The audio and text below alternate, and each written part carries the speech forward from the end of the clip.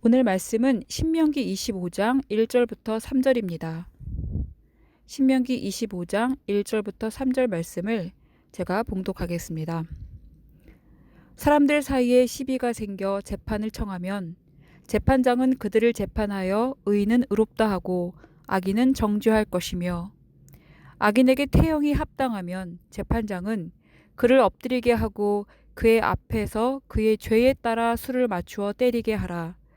40까지는 때리려니와 그것을 넘기지는 못할지니, 만일 그것을 넘겨 매를 지나치게 때리면 내가 내 형제를 경히 여기는 것이 될까 하노라. 아멘.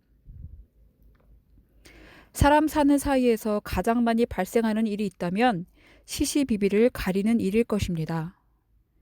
마당에서 아이들끼리 놀다가도 금을 밟았느니 안 밟았느니 하면서 누가 옳은지 누가 그른지 결정이 나야 다시 놀이를 할 수 있습니다. 오늘 본문에서도 사람 사이에 시비가 생겼습니다. 서로 간의 시비를 가리는 일로 끝나지 않아서 재판을 청하게 되었습니다. 그때 재판은 어떠해야 하는가를 말씀합니다. 의인은 의롭다 하고 악인은 정죄하라고 하십니다. 너무도 당연한 일 같지만 재판의 자리에서 의인과 악인을 가르는 일이 공정하지 않을 때가 참으로 많습니다. 수년간 또는 수십 년간 유죄로 판결나서 감옥에서 젊은 날을 다 보내고 지긋한 나이에 추록했는데 무죄로 판명난 경우도 많고, 치열한 공방을 벌였으나 확정 판결이 나지 않아 재심을 기다리는 사건들이 수두룩할 정도입니다. 따라서 재판에 하나님의 공의의 잣대가 기준이 되어야 합니다. 사람이 하는 판단은 크든 작든 어느 쪽으로 기울기 때문입니다. 믿지 않는 이들에게도 회자되고 있는 솔로몬의 재판은 하나님의 공의의 판단의 전형적이고 모범적인 사례입니다. 어느 누구도 그 결론에 대해서 한마디도 더할 수 없는 하나님의 지혜로 일어난 놀라움을 금치 못하는 판결입니다. 아이는 하나인데 엄마라고 주장하는 사람은 둘입니다. 하나님이 주신 지혜가 아니면 생모의 불타는 심정을 먼저 헤아려 놓고 아이를 반으로 가르라는 말을 할 수 있을까요? 아이를 반으로 가르라고 했을 때는 몰랐던 그 이면에 생모의 심정으로 판결을 끌어낼 수 있는 것, 이것이 의인을 의롭다 하고 악인은 정죄할 수 있는 하나님의 지혜, 하나님의 공의의 판단이라는 것입니다. 그런데 오늘 말씀에서는 악인이 정죄받는 태형에 대해서 더 상세하게 기록하고 있습니다.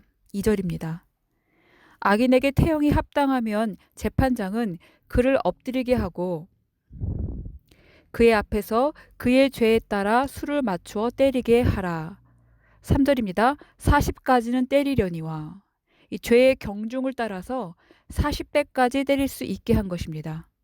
이것이 얼마나 인권적인 법인가 하면은 함무라비 법전을 보게 되면은 60대까지 허용했다고 하고, 아수르 법에서는 40에서 50대를 허용했다고 합니다.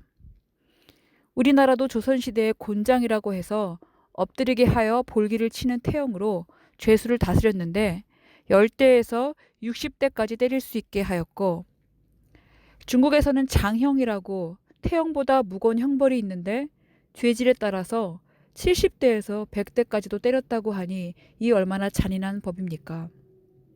그러나 오늘 신명기에서 말씀하신 40대까지의 규정을 보면 그가 비록 죄인이라고 해도 한 사람의 생명도 소중하게 보시는 하나님의 자비하심이 들어 있습니다. 그러니 하나님의 법은 모든 법 위에 뛰어난 최고로 가치 있는 법이기에 사람들이 제 아무리 정의를 외치며 인권을 주장한다고 해도 하나님의 자비를 넘어서지 못함은 명명백백합니다. 40의 매를 제한하신 이유를 봐도 어느 누가 이런 생각을 할 수 있을까 합니다. 이렇습니다. 만일 그것을 넘겨서 매를 지나치게 때리면 내 형제를 경히 여기는 것이 된다라고 말씀하십니다.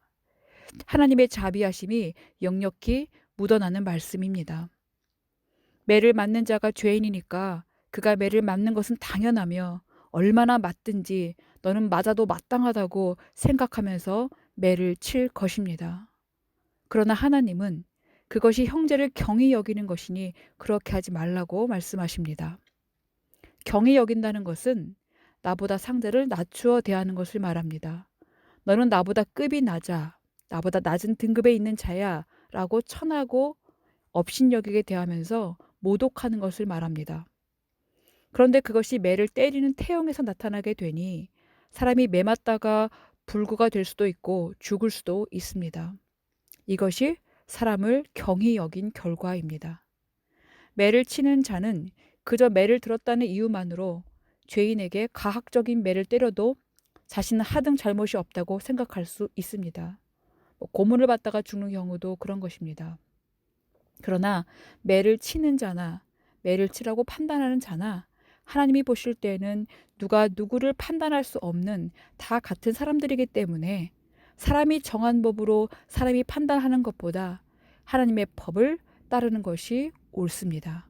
그래서 하나님은 죄에 대한 판결을 사람에게 허락하시지만 사람이 제 마음껏 행할 수 있는 판단으로 판단하고 행동하지 못하게 하나님의 법으로 판단 기준을 마련하시고 모든 사람이 그 아래에서 생명의 존엄성을 누릴 수 있도록 악인이 받는 태형에서도 하나님의 자비를 베풀어 주시는 것입니다. 하나님은 우리와 생각이 다르다고 하십니다. 이사야 55장 8절 9절 말씀입니다. 여호와의 말씀에 내 생각은 너희 생각과 다르며 내 길은 너희 길과 달라서 하늘이 땅보다 높음같이 내 길은 너희 길보다 높으며 내 생각은 너희 생각보다 높으니라. 우리가 넘어설 수 없는 하나님의 그 크고 높고 깊으신 생각으로 모든 일을 헤아리시고 정하시고 가르쳐 주시니 우리가 하나님의 말씀을 따라 살아가는 것이 인생 모든 문제의 답임은 너무도 분명합니다. 그래서 신명기에서 계속 강조하며 하시는 말씀이 여호와 하나님의 명령과 규례와 법도를 따라 행하면 너희가 살 것이라고 말씀합니다. 신약 시대에서는 이 규정에 따라 혹여라도 40대를 넘어서 때릴 수 있는 것을 막기 위해서 40에서 하나 감한 39대로 태형을 규정하고 있습니다. 바울은 고린도후서 4장과 6장과 11장에서 복음을 전하다가 자신이 유대인들에게 당한 고생담을 이야기하는데 11장 24절에서는 40에서 하나 감한 매를 5번이나 맞았다고 하면서 3번은 태장으로 맞고 1번은 돌로 맞았다고 토로합니다. 오늘 신명기 말씀에 따르면 태형에 합당한 악인에게 내리는 벌로 죄에 따라 수를 맞추어 때릴 때에 매질의 최대 수인 40에서 하나 감한 매질을 여러 번 당했다는 것입니다. 바울이 무슨 큰 죄를 지었다고 신명기에서 말씀하신 최고의 태형을 이렇게 여러 번 내린 것일까요? 우리가 신약의 말씀들을 읽고 또 읽어봐도 회심 전에 바울에게 죄가 있다면 예수 그리스도를 믿는 자들을 핍박한 것이고 회심한 후에는 이방인의 사도가 되어 땅끝까지 복음을 전한 것밖에 없는데 이 일로 인해서 유대인들로부터 정죄를 수도 없이 당한 것입니다. 그러니 바울이 당한 고생담만 들어봐도 바울이 악인이어서 태형을 받은 것이 아님은 분명합니다. 그리고 더더욱 유대인들의 정죄가 얼마나 잘못되었는지도 확인할 수가 있습니다. 당시 바울을 정죄한 유대인들은 한 점의 죄도 없으신 예수님을 사형에 해당한다고 정죄한 같은 부류의 유대인들이었다는 점에서 하나님의 법에 능통하다고 자부했던 그들이 얼마나 큰 오류를 범했는지 사람은 하나님을 의지할 수밖에 없는 존재임을 재확인하게 됩니다. 하나님만이 참이시며 옳으시며 의인과 악인을 구분하시며 온전한 판단을 하실 수 있는 분임을 다시 한번 기억하면서 하나님의 공의가 모든 판단의 자리에서 실행될 수 있도록 특별히 법조계에 있는 분들은 더더욱 힘써야 할 것입니다. 그리고 그러한 지도자들이 하나님의 공의로 모든 판단을 행할 수 있도록 우리에게 주신 기도의 특권을 가지고 주님의 이름으로 기도하고 또 기도해야 할 것입니다.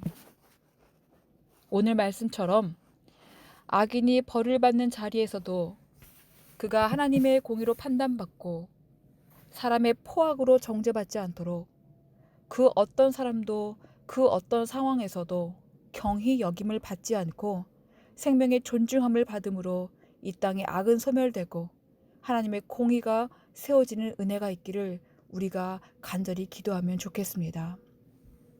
말씀을 생각하며 함께 기도하겠습니다. 하나님은 어떻게 그렇게 자비로우시며 긍휼이 많으시고 은혜로우신 분이신지요. 오늘의 말씀을 통해 또 깨닫게 됩니다. 우리는 권선징악의 틀 속에서 악인들은 당연히 마땅한 벌을 받아야 한다고 그 생각의 한계에 머물러 있습니다. 그러나 주님은 그 어떤 악한 자라도 죄에 대한 벌은 받아야 하지만 그러나 그가 경히 여김은 받지 않아야 한다고 말씀하십니다. 하나님이 내리시는 벌보다 더한 인간의 포악함으로 그가 함부로 대해져서는 안 된다고 하십니다. 이런 것을 볼 때에 참으로 하나님은 하나님이십니다 라고 생각하게 됩니다. 주님, 우리에게 말씀을 대할 때마다 또 깨달음을 주셔서 감사합니다. 늘 말씀으로 이렇게 교정받고 말씀 안에서 옳은 길을 걸으며 살아갈 수 있는 우리 모두가 되게 하여 주옵소서. 오늘도 주님, 우리 분당소망교회 모든 가정들을 축복하시고 붙드시고 인도하셔서 우리가 살아가는 삶 속에서 하나님의 자비와 하나님의 공의가 드러나는 삶을 살아갈 수 있도록 인도하여 주시옵소서. 감사드리며 예수님의 이름으로 기도드립니다. 아멘.